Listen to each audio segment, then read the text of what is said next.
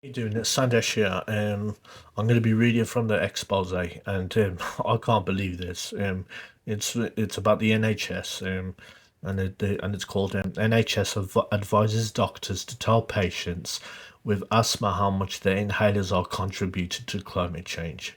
The Greener NHS has issued new guidance advising doctors to stop prescribing blue asthma inhalers, which are used by millions of patients due to their contribution to climate change.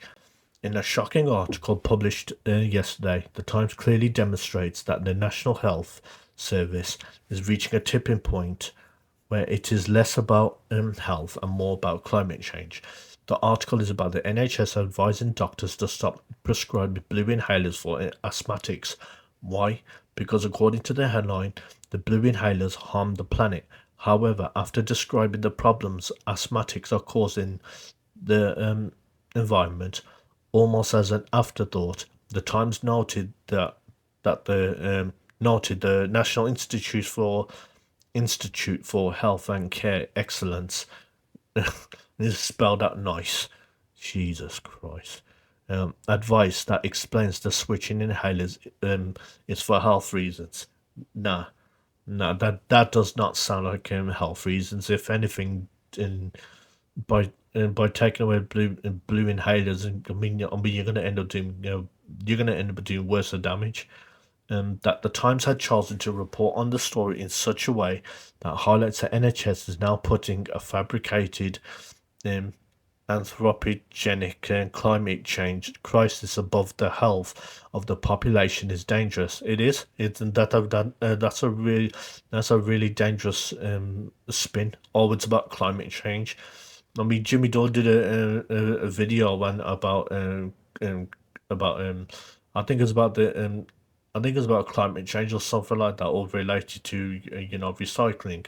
And basically, there was this I think it was a news piece on PBS, and they were talking to this guy who was representing a corporation. And he specifically said that as far as like recycling or climate change, it's just nothing but a scam.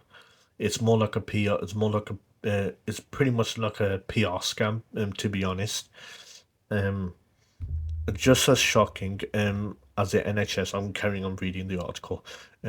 Just as shocking as the NHS attitude towards its patients, the Times does not criticize the NHS or point out the dangers of green fascism, eco-fascism taking hold in what was once legitimately called healthcare.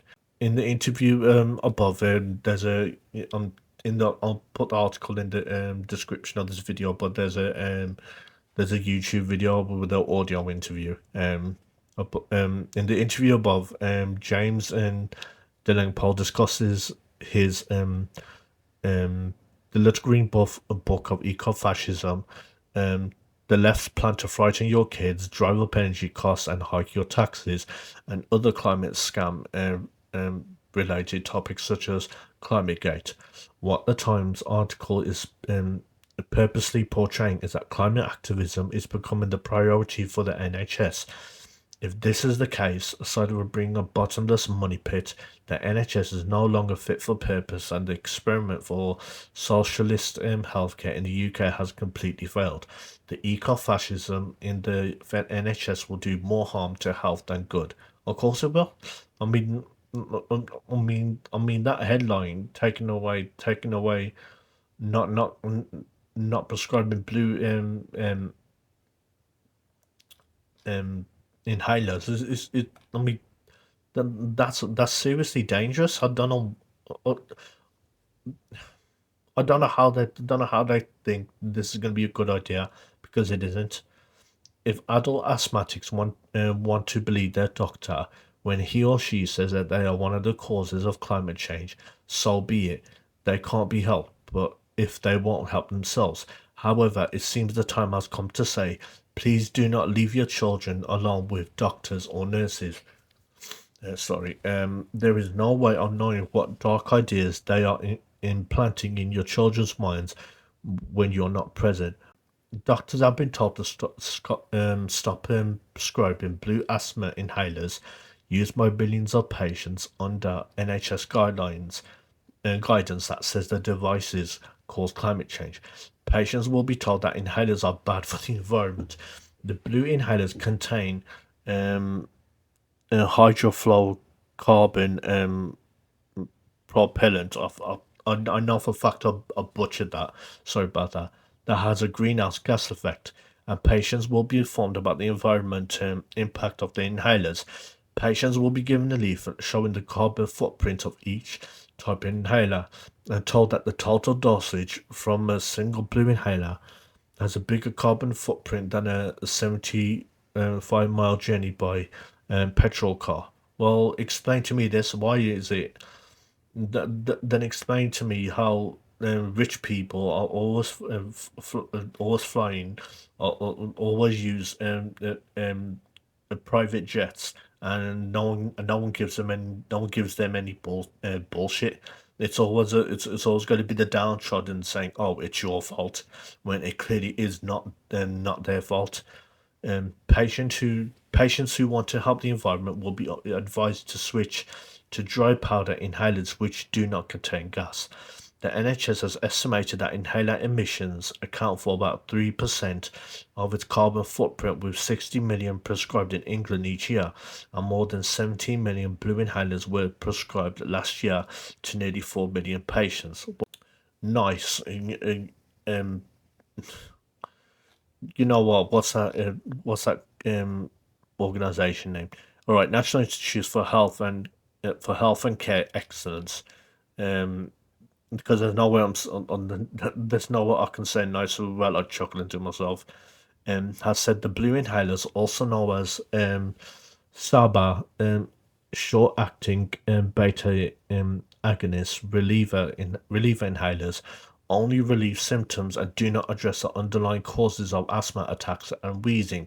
Instead, patients over 12 should be given newer combination inhalers containing a low dose of steroids to reduce inflammation in the lungs.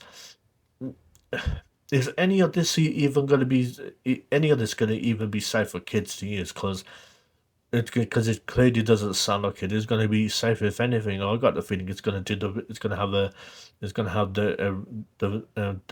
reverse effect. To be honest, the combination inhalers may have shown to lead to fewer severe asthma attacks, and doctors to issue these are advised to issue these inhalers with a low dose of steroids to reduce inflammation in the airwaves, preventing attacks, plus a fast-acting reliever drug.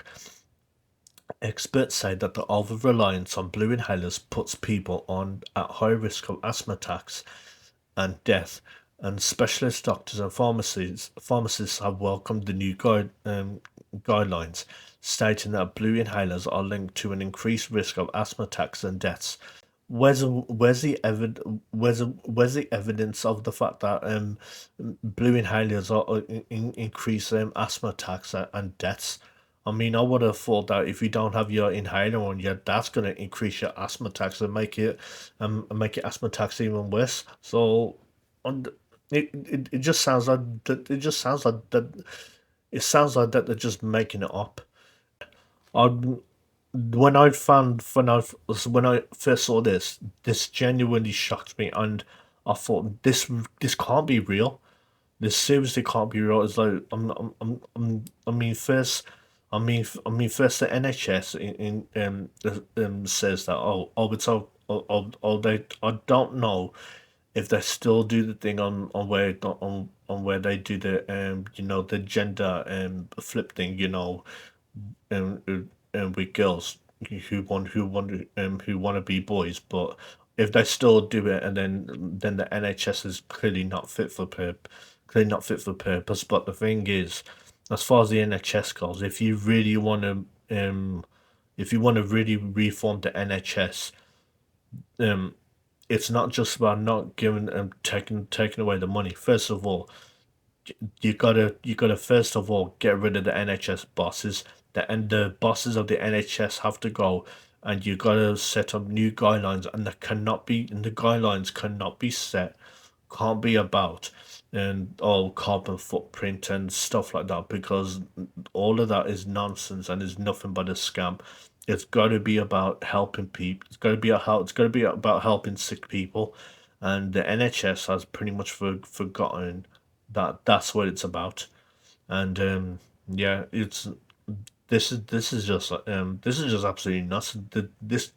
This has actually shocked me, to be honest. Is like, why would you do that to asthma patients for?